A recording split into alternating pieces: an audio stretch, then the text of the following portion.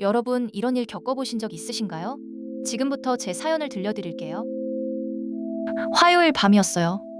잠자리에 누워 습관처럼 휴대폰 앱을 열었던 그 순간 화면 가득 붉게 물든 숫자를 보고 저는 숨이 턱 막혀버렸어요. 심장이 쿵 내려앉고 손끝이 싸늘하게 식어갔어요. 하루 만에 벌어진 일이라고는 도무지 믿기지 않았어요. 제 이름은 강태호, 45살이에요. 지방 소도시에서 작은 철물점을 하며 살아가는데 작년 겨울부터 가게 매출이 자꾸만 떨어져서 마음이 무거웠어요. 셔터를 내릴 때마다 한숨이 절로 나왔고 텅 빈 매대를 보면 가슴 한켠이 서늘해지곤 했어요. 그러던 어느 밤 예전 공장에서 같이 일하던 동창 녀석한테서 연락이 왔어요. 반도체 관련주가 미쳤다며 자기는 벌써 2배 넘게 벌었다고 자랑을 늘어놓더군요. 그 들뜬 목소리를 듣는데 왠지 모르게 배가 아프고 부러운 마음이 스멀스멀 올라왔어요. 처음엔 흘려들었는데 그 녀석이 매일 밤 캡처해서 보내오는 수익 화면을 보다 보니 저도 모르게 마음이 자꾸만 흔들리기 시작했어요. 잠들기 전 이불 속에서 그 화면을 몇 번이고 다시 들여다보며 혼자 씁쓸하게 웃곤 했어요. 결국 저는 딸아이 대학 등록금으로 모아두었던 통장을 꺼내 들었어요. 표지를 한참 들여다보다가 저도 모르게 손이 떨려왔어요. 이러면 안 된다는 걸 알면서도 가슴속에서는 이상한 용기 같은 게 스멀스멀 차올랐어요. 저는 그 돈에 손을 대고 말았어요. 아내한테는 잠깐 굴렸다가 제자리로 돌려놓겠다고 둘러댔지만 마음 한구석은 계속 불편했어요. 거짓말을 하는 순간 목소리가 살짝 떨려서 들킬까봐 조마조마했어요. 처음 2달은 정말 신기하게 오르더군요. 매일 밤 창고를 확인할 때마다 심장이 두근거렸고 이게 꿈은 아닐까 싶을 정도였어요. 화면 속 숫자가 오를 때마다 저도 모르게 입가에 슬며시 미소가 번졌어요. 잔고가 계속 불어나는 걸 보니 이러다 가게를 접고 아예 전업으로 나서도 되지 않을까 하는 헛된 생각까지 들었어요. 머릿속으로 벌써 큰돈을 번 제 모습을 그리며 혼자 들뜬 상상에 빠져들곤 했어요. 같은 종목에 투자한 사람들끼리 모인 단체 채팅방에도 들어가게 됐어요. 다들 신나서 서로의 수익을 자랑하는 분위기였어요. 그 열기에 휩쓸려 저도 어깨가 으쓱해지고 괜히 자신감이 붙었어요. 가게 손님은 갈수록 줄어드는데 휴대폰 속 잔고만 자꾸 늘어나니 이상하게도 가게 일보다 그 화면이 더 궁금해지더군요. 손님이 없는 가게 안에서 혼자 휴대폰만 만지작거리는 제 모습이 낯설게 느껴졌어요. 어느 날 잠깐 크게 흔들리는 걸 보고 덜컥 겁이 났지만 채팅방 사람들은 대수롭지 않다는 듯 웃어넘겼고 저도 그냥 넘겼어요. 순간 손바닥에 식은땀이 배었는데도 애써 아무렇지 않은 척 화면을 닫았어요. 채팅방에서는 다들 이 정도 올랐으면 조정은 당연하다며 웃어넘기고 있었어요. 저도 그 말을 믿고 물량을 더 늘리기로 마음먹었어요. 다들 여유로운 걸 보니 저 혼자 겁먹은 게 부끄럽게 느껴졌어요. 저는 남은 돈까지 끌어모아 물량을 더 늘렸어요. 그때는 이게 마지막 기회라고 생각했지. 그게 화근이 될 줄은 꿈에도 몰랐어요. 통장 잔액이 줄어드는 걸 보면서도 이상하게 마음은 오히려 든든했어요. 여기서 잠깐 말씀드리면 저는 이 장면에서부터 진짜 불안했어요. 물량을 늘리는 순간이 결국 모든 걸 흔드는 시작점이었거든요. 여러분이라면 그 순간 손을 멈출 수 있었을까요? 저는 그러지 못했어요. 그날 저녁은 온 가족이 둘러앉아 밥을 먹었어요. 아내와 딸은 웃으며 이야기를 나눴지만 저는 자꾸 딴 생각에 빠져 있었어요.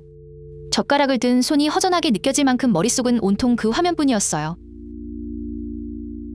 며칠간 잔고가 잠잠해지길래 마음 한구석에서 이상한 느낌이 스쳤지만 애써 무시하고 넘겼어요. 그게 실수였다는 걸 그땐 몰랐어요.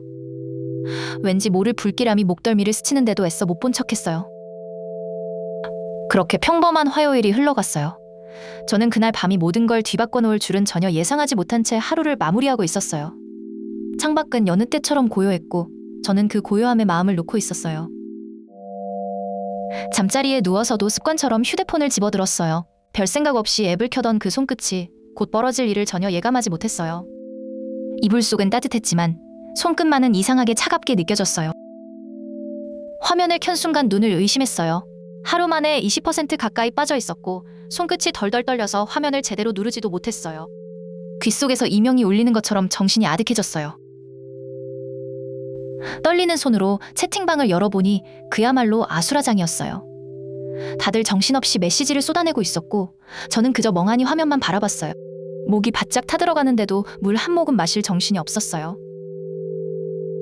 누군가는 이러다 진짜 죽겠다며 앓는 소리를 냈고 또 누군가는 여기서 못 버티면 평생 못 번다며 오히려 더 사라고 부추겼어요. 그 말들이 뒤섞여 귓가를 어지럽히는데 저는 무엇도 판단할 수 없었어요. 저는 뜬 눈으로 밤을 새우며 화면만 들여다봤어요. 시간이 갈수록 숫자는 더 떨어졌고 손이 얼음장처럼 차가워지는 걸 느꼈어요. 창밖이 서서히 밝아오는 것도 모른 채 그저 화면만 붙들고 있었어요. 계산해보니 등록금은커녕 원금의 반도 못 건질 상황이었어요. 딸아이 얼굴이 떠오르자 눈앞이 캄캄해지더군요. 목구멍이 콱 막히는 듯했고 애써 참았던 눈물이 왈칵 올라왔어요. 솔직히 이 장면에서 저도 진짜 마음이 아팠어요. 딸의 등록금을 걸었던 결정이 이렇게 돌아올 줄은 여러분이라면 어떠셨을까요? 그 밤 저는 제 자신이 한없이 초라하게 느껴졌어요. 새벽 5시쯤 옆에서 자던 아내가 깨서 제 표정을 보더니 다 눈치를 챘어요. 화를 낼 줄 알았는데 아내는 조용히 제 손에서 휴대폰을 가져갔어요. 그 손길이 뜻밖에도 따뜻해서 저는 그만 목이 메었어요. 아내는 담담한 목소리로 말했어요.